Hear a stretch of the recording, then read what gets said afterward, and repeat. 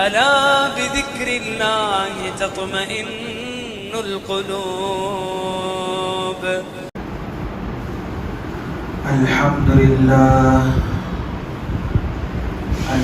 لله نحمده ونستعينه ونستغفره ونؤمن به ونتوكل عليه ونعوذ بالله من شرور أنفسنا ومن سيئات أعمالنا من يهده الله فلا مضل له ومن يضلله فلا هادي له ونشهد أن لا إله إلا الله وحده لا شريك له ونشهد أن سيدنا ونبينا ومولانا محمدا عبده ورسوله. أما بعد فأعوذ بالله السميع العليم من الشيطان الرجيم. بسم الله الرحمن الرحيم. يا أيها الذين آمنوا كتب عليكم الصيام كما كتب على الذين من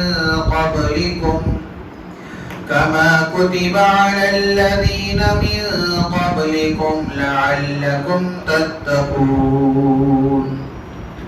صدق الله مولانا العظيم.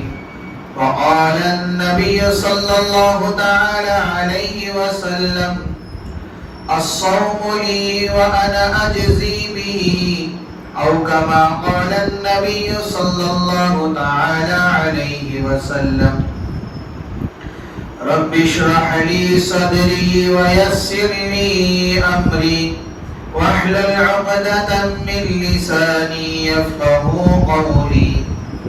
اللهم صل على محمد وعلى آل محمد كما صليت على إبراهيم وعلى آل إبراهيم إنك حميد مجيد. اللهم بارك على محمد وعلى آل محمد كما باركت على إبراهيم وعلى آل إبراهيم إنك حميد مجيد. يا رب صل وسلم دائما أبدا على حبيبك خير الخلق كلهم.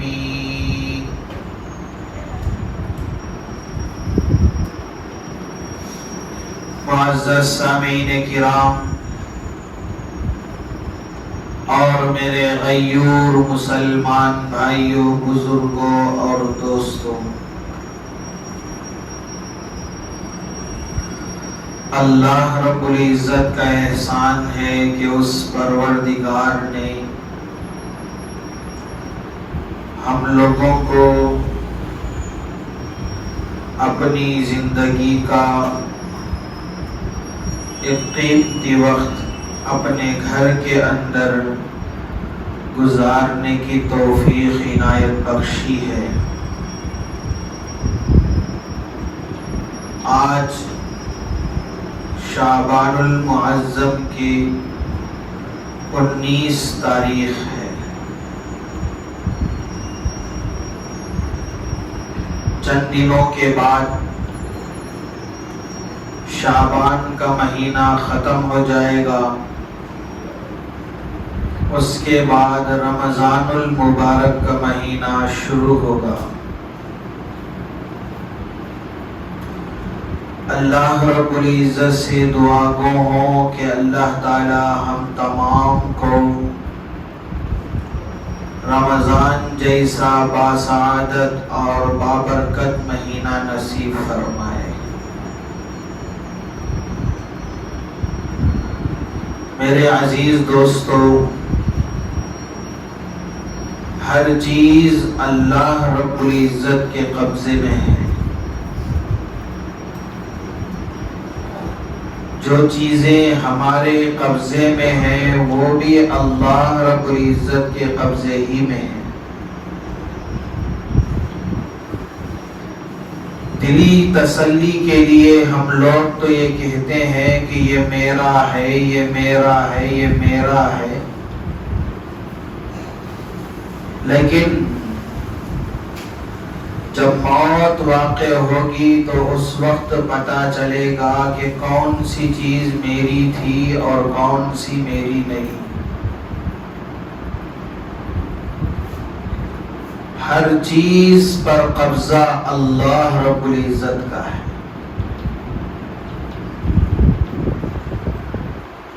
جس چیز کے اوپر قبضہ انسان کا ہوتا ہے وہ اپنی مرضی کے مطابق اس کو استعمال میں لاتا ہے. مثلا میرے پاس 1,00,000 روپیے ہوں یا 2,00,000 روپیے ہیں، میرا دل چاہتا ہے کہ میں فلاں کو دوں تو میں دیتا ہوں. اگر دینے کے لیے دل نہیں چاہتا تو میں نہیں دیتا. اللہ کی جو نعمتیں ہیں اللہ تعالیٰ جس کو عطا کرنا چاہے اسی کو عطا فرماتے ہیں. اللہ رب العزت کی چاہت کے بغیر کوئی بھی کچھ حاصل نہیں کر سکتا، چاہے وہ 1,00,000 کوشش کر لے، چاہے وہ متقی ہو، چاہے وہ پرہیزگار ہو. اللہ کی چاہت کے بغیر کوئی چیز حاصل نہیں کر سکتا. انہی نعمتوں میں سے ایک نعمت رمضان المبارک کی نعمت ہے. کتنے لوگ ایسے تھے، کتنے لوگ ایسے تھے جو کہتے تھے کہ اس مرتبہ رمضان نصیب ہوگا تو ہم روزے رکھیں گے، لیکن وہ کہنے والے آج ہمارے سامنے نہ رہے. کتنے لوگ ایسے تھے جن کی چاہت یہ تھی کہ اس رمضان کی صحیح معنی میں قدر کریں گے، لیکن کہنے والے آج ہمارے سامنے نہ رہے، وہ دنیا چھوڑ کر چل بسے. اس سے بات یہ معلوم ہوتی ہے کہ اللہ رب العزت جس کو چاہے رمضان جیسی نعمت عطا فرماتے ہیں اور جس کو چاہے نہ عطا فرماتے ہیں. تو اس لیے ہمیں دعا کرنی ہے کہ اللہ رب العزت ہم تمام کو رمضان جیسے بڑی نعمت اور اہم نعمت اور مبارک مہینہ ہم تمام کو نصیب فرمائے. اللہ کے رسول صلی اللہ علیہ وسلم کے متعلق احادیث میں آتا ہے، امام بیہقی رحمت اللہ علیہ فرماتے ہیں، شعب الایمان کی روایت ہے، اللہ کے رسول صلی اللہ علیہ وسلم رجب کا چاند دیکھتے تو اس دعا کا اہتمام کرتے تھے، اللہم بارک لنا فی رجب و شعبان وبلغنا رمضان. اے اللہ رجب اور شعبان کے مہینے میں برکت عطا فرما اور رمضان کا مہینہ نصیب فرما. سمجھنے والی بات یہ ہے کہ 2 مہینے پہلے ہی سے اللہ کے نبی صلی اللہ علیہ وسلم رمضان کی دعائیں کیا کرتے تھے. رمضان کا مہینہ بہت بابرکت مہینہ، بہت بابرکت مہینہ، باسعادت مہینہ. رمضان کس کو کہتے ہیں پہلے اس کو سمجھ لیں. رمضان کے معنی آتے ہیں لغت کے اعتبار سے. بعض لوگوں نے کہا کہ رمضان اس کو اس لیے کہتے ہیں کہ یہ گرمی کے دنوں میں آتا ہے، ان مہینوں میں آتا ہے جس کے اندر گرمی سخت ہوتی ہے، تپش زیادہ ہوتی ہے۔ ریگستان میں اونٹ کے بچے جب ریگستان میں چل رہے ہوتے ہیں، گرمی کی وجہ سے ان کے پیر جلنے لگتے ہیں، اس لیے اس کو رمضان کہتے ہیں۔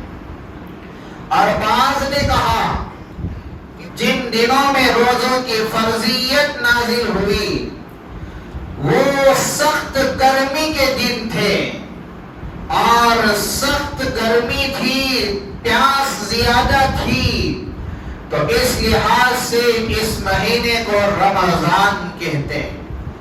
اور بعض نے کہا کہ اس مہینے کے اندر اللہ رب العزت بہت ساروں کو جہنم سے آزادی عطا فرماتے ہیں، ان کو معاف فرما دیتے ہیں، ان کی بخشش کر دیتے ہیں، اس لحاظ سے اس مہینے کو رمضان کہتے ہیں۔ بہرحال رمضان جیسا مبارک مہینہ ابھی چند دنوں کے بعد آنے والا ہے۔ ہمارے لیے رمضان سے پہلے چند کاموں کے اہتمام کی ضرورت ہے، جس کو ہماری زبان میں استقبال رمضان کہتے ہیں۔ مثلا عرب کے یہاں ایک دستور ہے، ان کے یہاں ایک رواج ہے، جب کوئی مہمان آتا ہے تو وہ کہتے ہیں مرحبا بکم اہلاً و سہلاً، یعنی کہ تمہارا آنا مبارک ہو، تمہارے آنے کی وجہ سے ہمیں خوشی ہو رہی ہے، تمہارے آنے کی وجہ سے ہم خوش ہیں۔ عرب حضرات مہمان کا استقبال ان مبارک الفاظ کے ذریعے سے کیا کرتے ہیں۔ رمضان کا مہینہ آ رہا ہے، رمضان کا مہینہ کوئی انسان تو نہیں ہے کہ ہم اس کے استقبال کے لیے، اس کو ویلکم کرنے کے لیے ہم جا کر گیٹ کے پاس کھڑے رہیں، جب وہ آئے گا تو ہم اس کو دعوت کروائیں گے، مہمان نوازی کریں گے۔ یہ مطلب نہیں ہے۔ رمضان کا استقبال یہ ہے کہ رمضان کا مہینہ آنے سے پہلے ہی اس مہینے کی تیاری کر لینی چاہیے۔ کیا تیاری ہے؟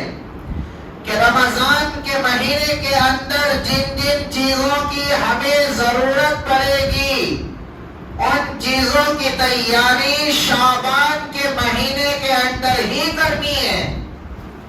مثلا رمضان کے اندر راشن کی ضرورت ہے، راشن کی ضرورت پڑتی ہے، شعبان کے آخری دنوں ہی میں راشن سارے کا سارا لا کر گھر میں جمع کر دیں۔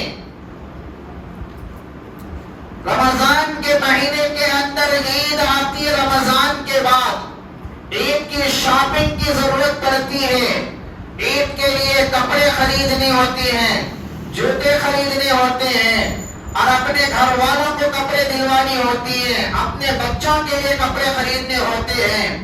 تو یہ جو کچھ بھی شاپنگ ہوتی ہے یہ رمضان کے مہینے کے آنے سے پہلے ہی کر لیا کریں، اس لیے کہ رمضان کے پورے مہینے کے اندر جو وقت اللہ ہمیں عطا فرمائیں گے اس سارے وقت کو عبادت میں لگانے کی کوشش کرو۔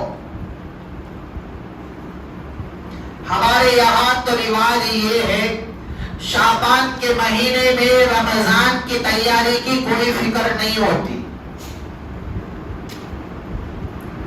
رمضان کے مہینے میں خاص کر آخری عشرہ بہت ہی اہم ہوتا ہے، جس کے اندر طاق راتیں ہوتی ہیں، 21ویں، 23ویں، 25ویں، 27ویں، 29ویں، یہ طاق راتیں ہوتی ہیں، اور ان طاق راتوں میں شب قدر بھی آتی ہے،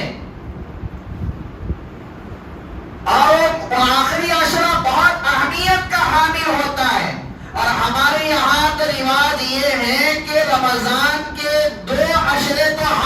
کیا ہے تراویح کا بھی اہتمام ہوتا ہے، تلاوت کا بھی اہتمام ہوتا ہے، عبادتوں کا اہتمام ہوتا ہے، تہجد کا اہتمام ہوتا ہے، نوافل کا اہتمام ہوتا ہے، گناہوں سے بچتے ہوئے کیا ہے پورا پہلا عشرہ دوسرا عشرہ ہم گزارتے ہیں، لیکن جب تیسرا عشرہ آ جاتا ہے تو گھر والی ساری مستورات شاپنگ کے لیے نکل جاتے ہیں۔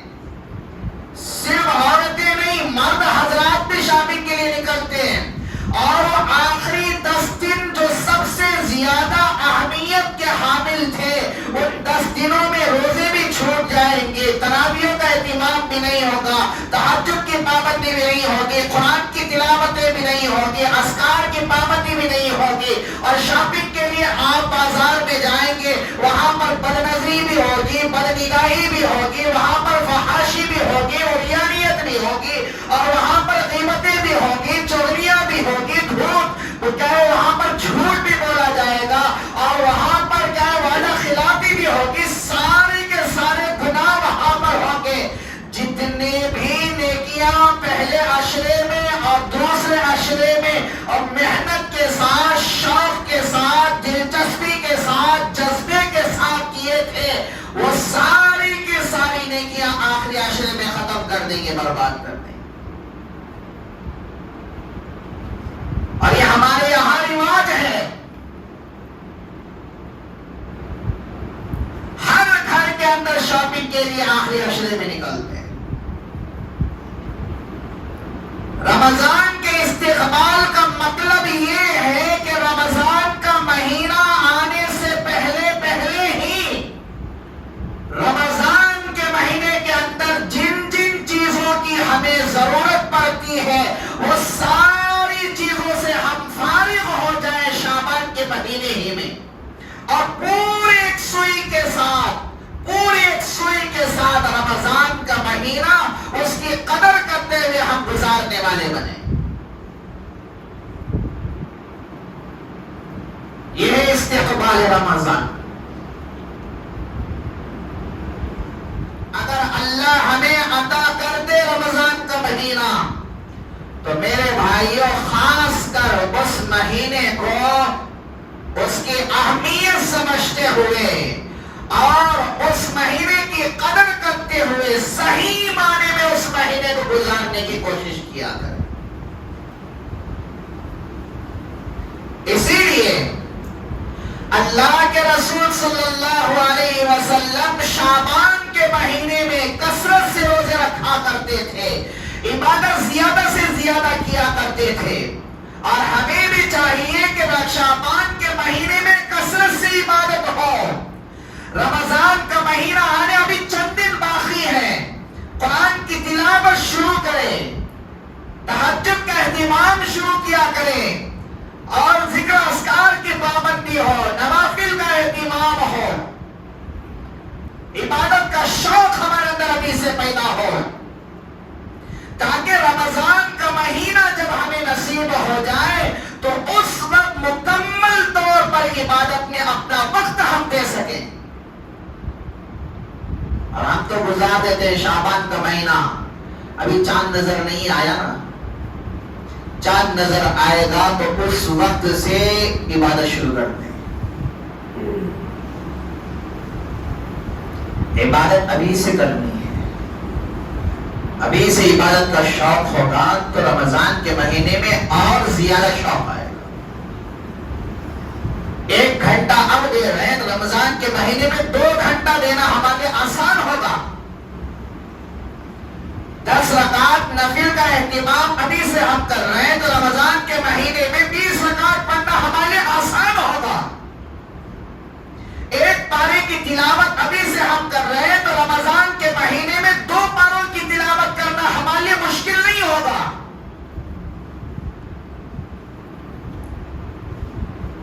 تو اس لیے رمضان کا مہینہ آنے سے پہلے پہلے ابھی سے عبادت کا شوق ہمارے اندر آ جائے، عبادت کا جذبہ ہمارے اندر آ جائے، عبادت کے اندر زیادہ سے زیادہ وقت لگانے والے ہم بن جائیں۔ خاص کر رمضان کے مہینے میں سب سے اہم عبادت روزہ رکھنا ہے۔ قرآن مجید میں اللہ رب العزت ارشاد فرماتے ہیں یا ایھا الذین آمنوا کتب علیکم الصیام کما کتب علی الذین من قبلکم لعلکم تتقون۔ اللہ رب العزت ارشاد فرماتے ہیں، ٹیکا چھوڑو بھی آپ لوگ سامنے، نوجوان بچے سامنے، بوڑھے لوگ ٹیکا لیے وہ الگ بات ہے، آپ جوان ہو کر ٹیک لے کر ابھی سے بوڑھے کیوں بن رہے؟ آؤ قریب ہو۔ اللہ رب العزت ارشاد فرماتے ہیں یا ایھا الذین آمنوا، اے ایمان والو۔ خطاب کس کو کر رہے ہیں اللہ تعالی؟ یہودیوں کو نہیں، عیسائیوں کو نہیں، کافروں کو نہیں، مشرکین کو نہیں، اللہ مخاطب کر رہے ہیں مجھے اور آپ کو اور ہم سب کو۔ اے ایمان والو، کتب علیکم الصیام، تم پر روزے فرض کیے گئے، صرف ہم پر نہیں، کما کتب علی الذین من قبلکم، جیسا کہ تم سے پہلے لوگوں پر فرض کیے گئے۔ اس سے بات یہ معلوم ہوتی ہے کہ ہمارے نبی صلی اللہ علیہ وسلم سے پہلے جتنے انبیاء آئے تھے ان نبیوں پر بھی اللہ تعالیٰ روزے فرض کیے تھے، لیکن اللہ کا احسان ہے کہ رب ذوالجلال جتنے آفر اس امت کو عطا فرمائے پچھلے امتوں کو اتنے آفر نہیں دیے، جتنی سہولیات اس امت کو عطا کیے اتنی سہولتیں پچھلی امتیوں کو عطا نہیں فرمائے۔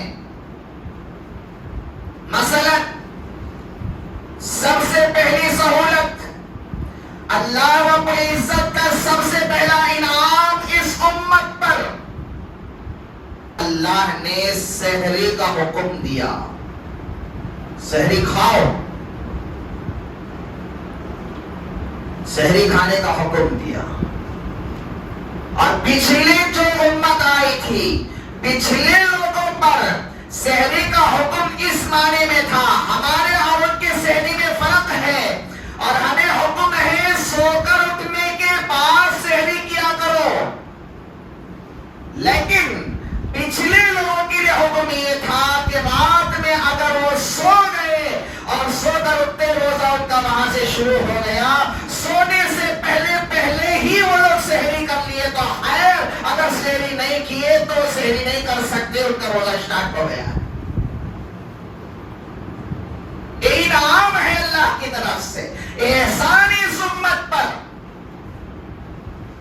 دوسرا احسان یہ اللہ نے عطا فرمایا، اللہ کے رسول صلی اللہ علیہ وسلم نے ارشاد فرمایا کہ سحری کھایا کرو، اس لیے کہ اس میں برکت ہے، سحری میں اللہ نے برکت رکھی ہے۔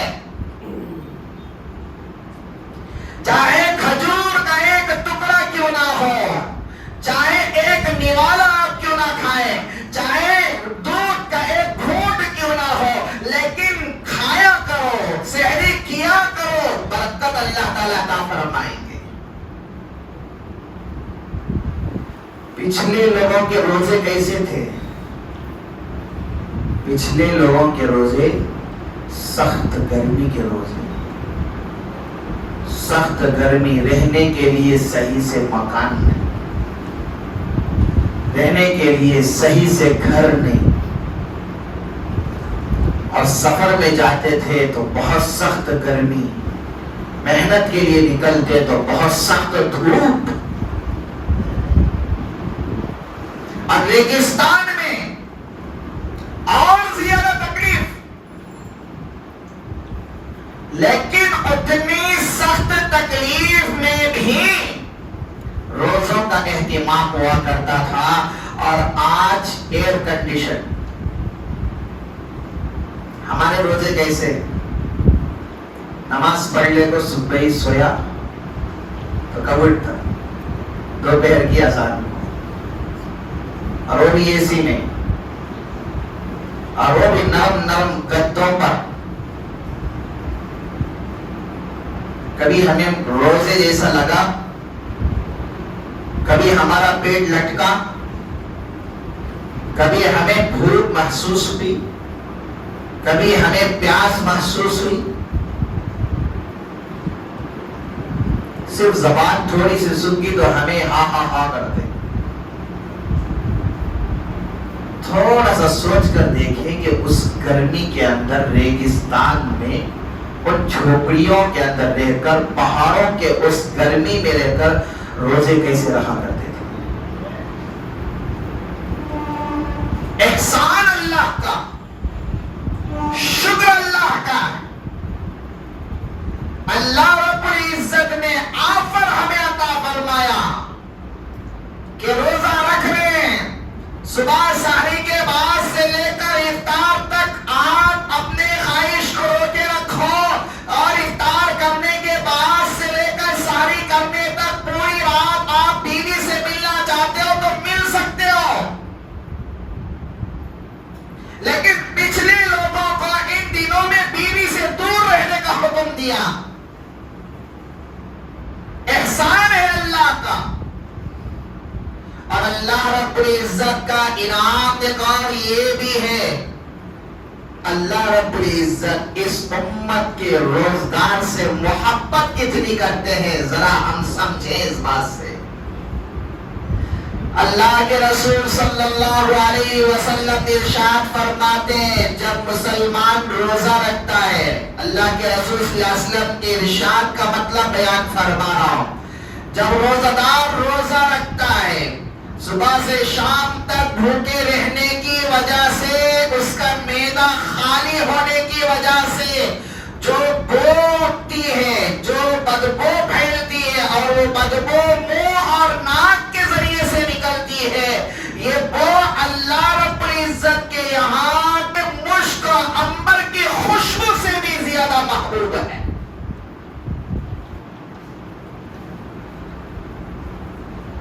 ذرا سچ بتائے، کیا ہمیں بدبو پسند ہے؟ کون بدبو پسند کرتا ہے؟ کوئی نہیں، کوئی نہیں. ہمیں تو خوشبو پسند ہے. لیکن بعض لوگوں کو بدبو بھی پسند ہے. اس اعتبار سے بیڑی پینا بدبو ہے، سگریٹ بدبو ہے، تمباکو بدبو ہے، ہنس بدبو ہے، گٹکا بدبو ہے، اور ناس بدبو ہے.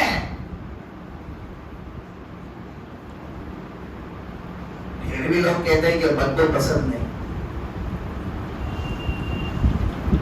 اگر واقعات پسند نہیں ہے تو ارادہ کریں کہ انشاءاللہ ان سب کو چھوڑ دیں گے. اور آج کل نوجوان ہے، ہٹا کٹا ہے، طاقتور ہے، اللہ نے طاقت عطا فرمائی ہے. رمضان جیسا مبارک مہینہ ملنے کے باوجود بھی وہ روزے اس اعتبار سے نہیں رکھ رہا ہے. وہ روزہ نہیں رکھ رہا ہے تو وجہ یہ ہے کہ بیڑی کی عادت، سگریٹ کی عادت، گٹکے کی عادت، تمباکو کی عادت، ہنس کی عادت،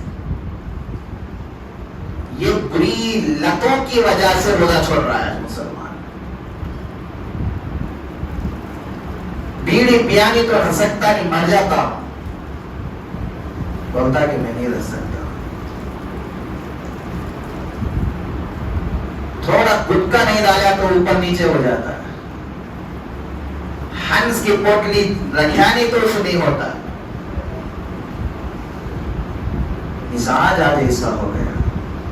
لیکن یاد رکھو اللہ کے رسول صلی اللہ علیہ وسلم ارشاد فرماتے ہیں جس کا حاصل یہ ہے، رمضان کا ایک روزہ اگر چھوڑ دے، اس روزے کے اجر کو حاصل کرنے کے لیے پوری زندگی بھی اگر روزہ رکھتا رہے، اس ایک روزے کے ثواب کو وہ حاصل نہیں کر سکتا. ایک روزہ اگر چھوڑ دے، اس ایک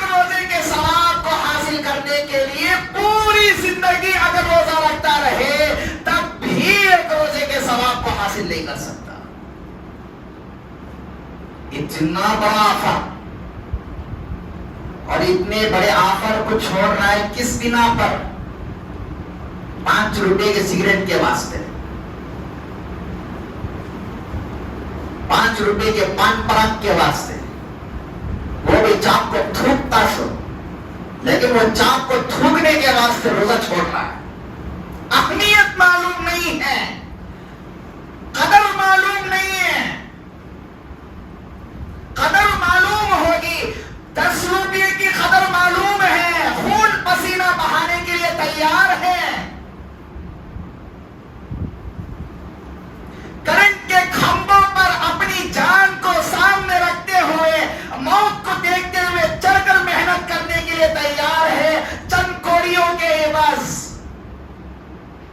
اہمیت معلوم پیسوں کی، ثواب کی، اجر کی حیثیت کو نہیں پہچانا، اہمیت کو نہیں جانا، اس کی قدر کو نہیں جانا، تو اس لیے 10 روپے کے پان پرک کے واسطے روزہ چھوڑ رہا ہے۔ تو سمجھو کہ کتنی بڑی نادانی ہے۔ اور آج ہم کہتے ہیں کہ ہمیں بدبو پسند نہیں ہے، حالانکہ بیڑی بدبو ہے، سگریٹ بدبو ہے، تمباکو بدبو ہے، پان پرک بدبو ہے، ہنس بدبو ہے، یہ ساری چیزیں بدبو کی چیزیں ہیں۔ اگر ہمیں واقعتاً بدبو پسند نہیں ہے تو ارادہ کریں کہ انشاءاللہ آج کے بعد سے ہم اس کو ہاتھ نہیں لگائیں۔ اور شریعت بھی بدبو کو پسند نہیں کرتی، اسی لیے اللہ کے رسول صلی اللہ علیہ وسلم نے حکم دیا فجر کے وقت میں مسواک کرو، ظہر کے وقت میں مسواک کرو، عصر کے وقت میں مسواک کرو، مغرب کے وقت میں مسواک کرو، عشاء کے وقت میں مسواک کرو۔ شریعت نے پاکیزگی کا حکم دیا ہے، ظاہری پاکیزگی کا بھی، باطنی پاکیزگی کا بھی حکم دیا ہے۔ اپنے منہ کو پاک و صاف رکھو۔ آپ کے منہ سے بدبو نکل رہی ہے، سامنے والے کو تکلیف پہنچ رہی ہے، شریعت اس کی اجازت نہیں دیتی۔ اگر تکلیف پہنچتی ہے تو یہ بھی گناہ میں شامل ہوگا۔ یہاں پر ایک بات یہ بھی سمجھ لیں، یہاں پر جتنے بیٹے ہیں اکثر کی شادی ہو گئی، مسئلہ بتا رہا ہوں، چھوٹے بچے بھی ہے لیکن مسئلہ اہم ہے۔ صبح سے شام تک محنت کر کے جاتے ہیں، پسینہ پسینہ ہو گئے۔ فقہاء نے لکھا ہے کہ جب رات میں بیوی کے پاس آپ جا رہے ہوں تو مستحب یہ ہے کہ آپ غسل کر کے جائیں، اس لیے کہ تمہارے پسینے کی بدبو سے جو تکلیف بیوی کو ہوگی تو وہ تکلیف بھی گناہ میں شامل ہوگی، وہ تکلیف پہنچانا بھی شریعت گوارا نہیں کرتی، اس لیے غسل کر کے جایا کرو، یہ تمہارے لیے مستحب۔ پھر علماء کرام نے یہاں پر ایک اور بات لکھی ہے، جب آپ رات کے وقت میں بیوی کے پاس جاتے ہو تو اپنے منہ کے اندر کچھ خوشبودار چیز ڈال کے جایا کرو، الائچی کی یعنی تو کوئی چکم کی، کچھ نہ کچھ ڈال کے چبا کر جاؤ۔ اور آج کل کا ہمارا نوجوان کیا کرتا ہے، دوستان کے پاس ادھر ادھر گھوم گھوم گھوم کو 11 بجے گھر کو جاتا ہے، ذہن خراب ہو جاتا ہے، کڑک کے ایک سگریٹ مان لے جاتا ہے، بیوی کے پاس جاتے ہوئے چلا کے بھاگ جاتی۔ یہ جائز نہیں ہے، یہ عمل درست نہیں ہے۔ ہم پاکیزگی کے ساتھ جائیں گے، گھر کے اندر خوشیاں ہوگی، منہ کو صاف رکھے جایا کریں، منہ کے اندر بدبو نہ ہو، خوشبودار چیز استعمال کر کے جایا کریں۔ صبح سے شام تک محنت کے لیے آپ نکلے ہیں، صبح سے شام تک وہ آپ کے آنے کا انتظار کر رہی ہے، اور آپ اس کے انتظار کا بدلہ یہ دے رہے ہیں کہ منہ کے اندر بدبو ہو، سگریٹ کی بدبو، گٹکے کی بدبو، تمباکو کی بدبو، شراب کی بدبو، ایسا نہ کیا کریں۔ جب گھر کے اندر جایا کریں تو پوری صفائی کے ساتھ، اور آپ کے جسم کے اندر پسینے کی بدبو ہے، فوری طور پر حمام میں جا کر غسل کر لیا کریں، اور صفائی کے ساتھ اور پوری پاکیزگی کے ساتھ آپ جایا کریں تاکہ بیوی کو بھی تکلیف نہ ہو۔ تو میرے بھائیوں بتا بھی یہ رہا تھا کہ اللہ رب العزت کو روزدار کے منہ کی بو مشک عنبر سے بھی زیادہ پسند ہے۔ اس سے کیا بات معلوم ہوتی ہے؟ اللہ رب العزت پاک ہے لیکن روزدار سے اتنی محبت کرتے ہیں، ہماری منہ کی بو کی وجہ سے ہماری محبت کرنے والی، ہم سے محبت کرنے والی ہماری بیوی دور بھاگ رہی ہو، ہمارے بچے ہم سے دور بھاگ رہے ہو، ہمارے ماں باپ دور بھاگ رہے ہو، دوست احباب دور بھاگنا چاہتے ہو، لیکن رب ذوالجلال روزدار سے اتنی محبت اور محبت بتانا چاہتے ہیں کہ دیکھ تیرے منہ کی بدبو مجھے اتنی پسند ہے، مشک عنبر سے بھی زیادہ پسند ہے۔ یہ انعام ہے اللہ کا۔ تو اس لیے میرے بھائیو، رمضان جیسا مبارک مہینہ آ رہا ہے، ارادہ کرے کہ انشاءاللہ اللہ اگر یہ مہینہ ہمیں نصیب فرما دے تو ہم پورے مہینے کے روزے رکھیں گے انشاءاللہ، ارادہ کریں گے انشاءاللہ، ہمت کریں گے انشاءاللہ، ہر ایک ہمت کریں کہ انشاءاللہ اس رمضان میں پورے کے پورے مہینے کے روزوں کا اہتمام کریں۔ اللہ تعالیٰ سے دعا ہو کہ اللہ تعالیٰ جو کچھ کہا سنا گئے ان باتوں پر سب سے پہلے کہنے والے کو عمل کی توفیق عطا فرمائے۔ اللہ تعالیٰ ہم تمام کو عمل پیرا بنائے۔